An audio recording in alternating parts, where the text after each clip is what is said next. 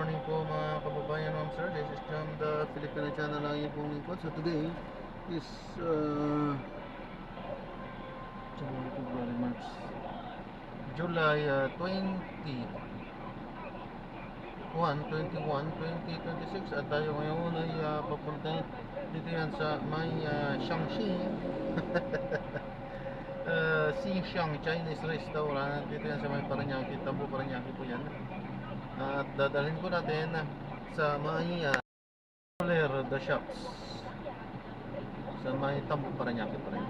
Okay, so magbabalik po tayo mamaya unti po pag nakuha natin sa disclaimer lang po. Content po natin ay concern at hindi ang passenger, kaya naman sa sakaliwan po na may marinig kayo mga pangalan ng lugar, pangalan ng tao, pangalan ng organisasyon sa government o private man yan, ay wala pong kinalaman ang channel na ito at wala pong pinapatungkulan na walang pinag-uusapan dito. Ito ang dito naman po yan sa loob at wala pong pinapatungkulan sa labas. Babalik po tayo.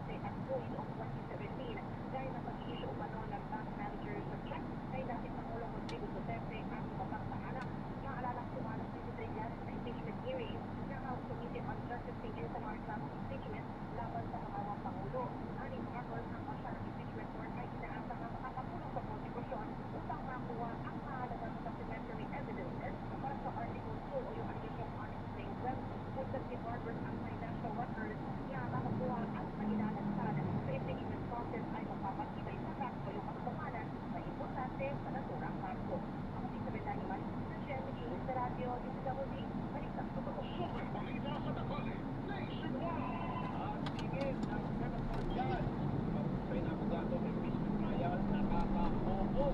Ayon niya, kay Senator Pancho Lacson, mahal na katinini para Lolitas. May patusana si nakakama si Lola Amor sa online ang kanilang sinasabang na trial kay Vice President Sara Duterte. Sa kanyang ex-account, sinabi nilang sa nakapagpagagaling ang mga abogado ng prosecution at depensa masarap makinig at maraming natutuhan. Ang problema niya kapag may kumentra ng Senator Dutch na Popol, nakakabuo naman niya at sinabing quick stop. Dagdag nila ko, nakadalo na siya sa maraming pagsisigil sa korte, lalo na nung nasa law enforcement pa siya. Hindi pa raw siya nakakita ng abogado ng prosecution o depensa na nag-lecture sa judge tungkol sa constitution, sa rules of court, at jurisprudence. At saan niya, ang ganung gawain awkward at shameful o nakakaasiwa at kanya-hiya. Matatandaan na matapos ang day 3 ng impeachment trial noong July 8, pinuri niya ang mga kapwa Senator Judge dahil na naging kalmado at hindi nakipagdebate sa kanilang mga kasamahan o kanilang kasamahan na sinisiwan niya nagle-lecture na sa kanila na parang kapag hindi abogado ay hindi kami makasiran sa paghahatol. Matapos naman ang day 6 ng pagpipili, sabi ni Lacson, may kasamahan silang nagtanong kung pwede humingi ng botohan kapag naisip na sa mga manifestation na wala namang kinalaman sa impeachment trial. Ako din siya sa Radyo sa Radyo ni PWD, balitang totoo. Ito ang super balita sa Dakali, nationwide! Mahirap i-trace o hanapin ang sinasabing ill-gotten wealth kung inilagas ito sa lahat. Yan ang sinabi ni Attorney Jose Roy III, dating Pangulo at dating Loti ng pamantasan ng lungsod ng Maynila at miyembro ng defense team ng corona impeachment. Kaugnay ng pagpapasabina ng impeachment court sa financial records ni Vice President Sara Duterte. Matatandaan ang sabina ay limitado lang sa tax at bank records ng Vice Presidente, kanyang asawa, mga kumpanyang hindi uugnay sa kanila at saklaw lang ang peso-denominated accounts. Iginiit na hindi may papakita ng dokumento mula sa Anti-Money Laundering Council ang buong storya ng pananalapi dahil hindi naman kasama rito ang mga withdrawal na mas mababa sa kalahati milyong piso. Well, yan isang malaking problema talaga kung sa dollars nga tinatago yung mga ari-arian niya, yung mga pera niya, no? Pero based on yung mga reports, ito pa lang sa AMLAC reports, billions na yung pinag-uusapan, di ba? Ang projected income yata ni Inday Sara sa kanyang pagkaano, it's only up to 88 million. I think yung time na bago siya pumasok ng kusina. Vice-alcalde pala. It started as vice mayor. Naniniwala naman si Roy na tama lang ang desisyon ni Impeachment Court Presiding Officer Francis Escudero na ipansabina ang financial records ng Vice Presidente. So, I'm satisfied. Tama lang yun. Alam mo, Weng, paano tayo magkaka-impeachment kung hindi mo papayagan yan? Diba? Pati yung kay Attorney Mans Carpio, alam ko, nilalabas yan. Pero yun talagang pagkaintindi ko sa batas. Kasama dawit yung asawa dyan kasi wala naman silang separation of property kung tawagin. Oo. Wala sila yung prenuptial agreement. Pwede naman nang iakyat sa Korte Suprema ang usapin pero posibleng hindi ito pakialaman. Dapat siguro maging tayo mahilaw at saka maging tayo logical. Bakit mo gagawin yun? Para ipatigil, para patagalin. Alam naman natin na yung Supreme Court, walang oras doon, hindi pwedeng madaliin, hindi pwedeng impunto yun. Diba? So, at higit sa lahat, this is the impeachment court. Ito na nga yun eh. Hindi nga naaapila yung mga decision nito. Ginigiling ni Attorney Jose Roy III, dating Pangulo at dating Lodi ng pamantasan ng lungsod ng Maynila. Ito ang super balita sa Dakali, nationwide! Right, sir. Dating Alpine Right, sir? Yes, Representative sir. Joey Salceda ay Yes, sir. tinalaga bilang Presidential Legislative Bawal yan Liaison po dyan Office sa amin Secretary. po. Sabi po ni Manny Kasino na to, sir? Just drop me.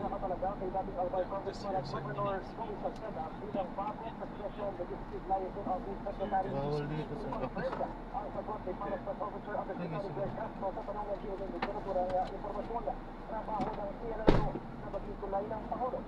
legislatura o dalawang kamay ng Kongreso para maitulong ang legislative agenda o yung mga panukalang batas na nais mabigyang pagkilas prioridad sa kasalukuyang administrasyon.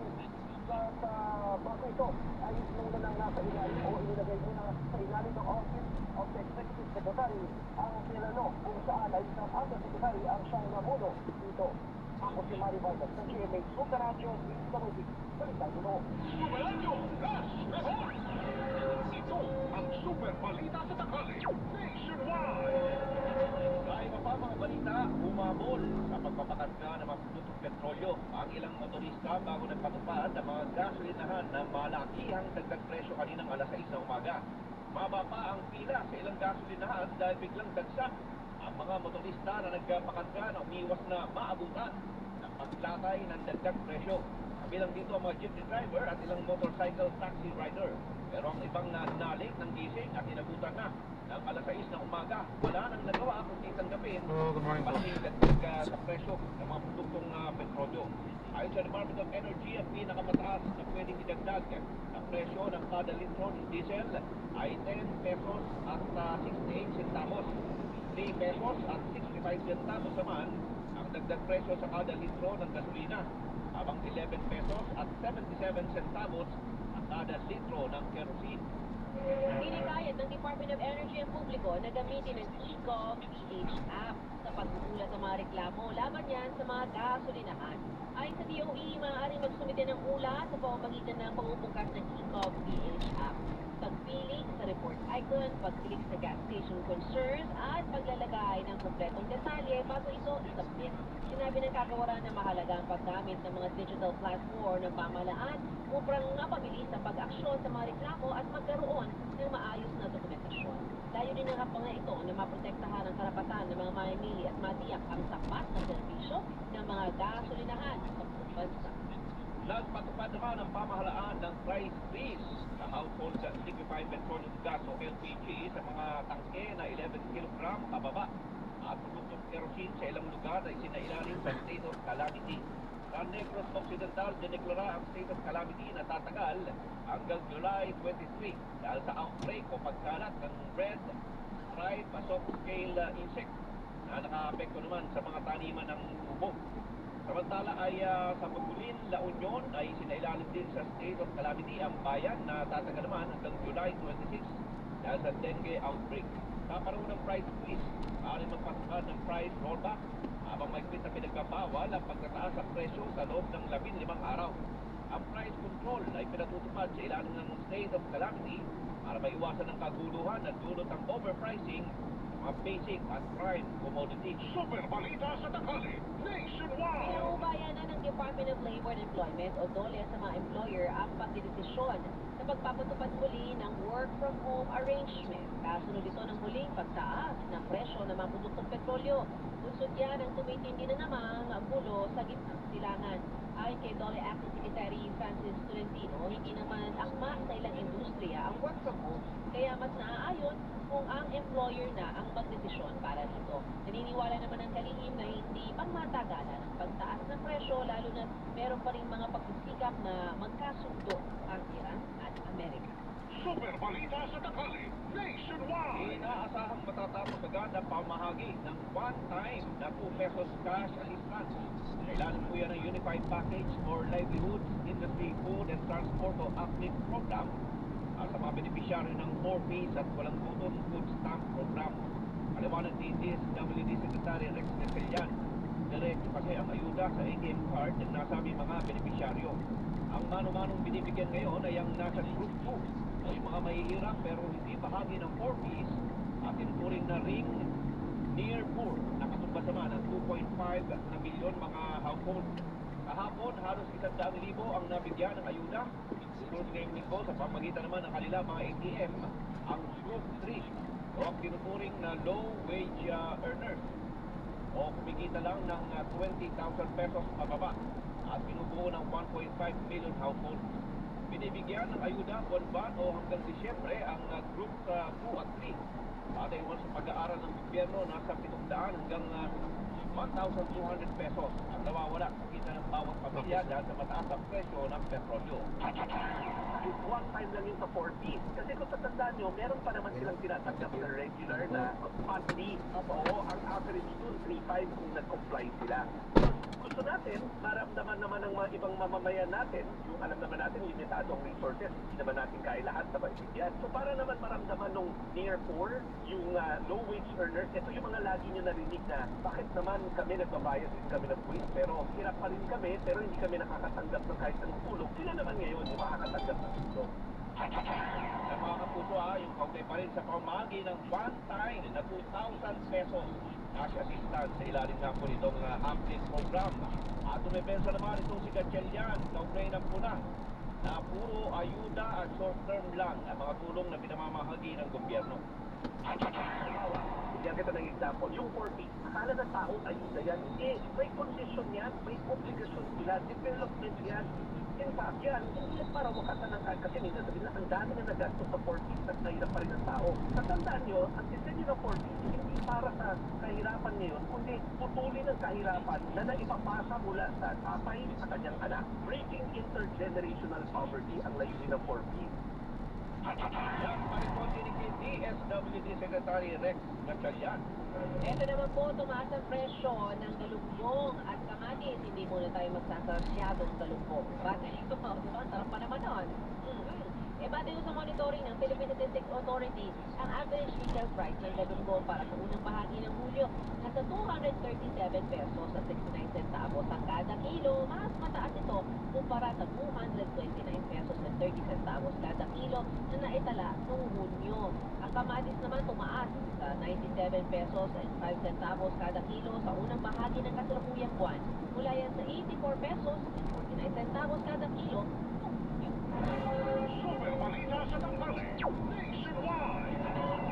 Higit 23 milyon piso halaga ng frozen food product ay nakukita po ng Bureau of Customs. Balita kasi ni Manny Batas Money. Inumpis na ng Bureau of Customs ng nasa 23.27 billion pesos na halaga ng frozen food products na ilabas din sa Port of Manila. Ayon kay Customs Commissioner Ariel Nepomuceno, dumating ang kontrabando noong pang Nobyembre hanggang Disyembre na nakalipas taon na hindi kinuha ng consignment sa Jordan Enterprises. Positibo man ang nakatulog ang kumpanya na natin na ng kawalihan ang nangyaring misdeklarasyon. Ayan sa na natin sila. Maraming salamat po sa panonood. Hanggang sa muli, ingat. God bless. Bye.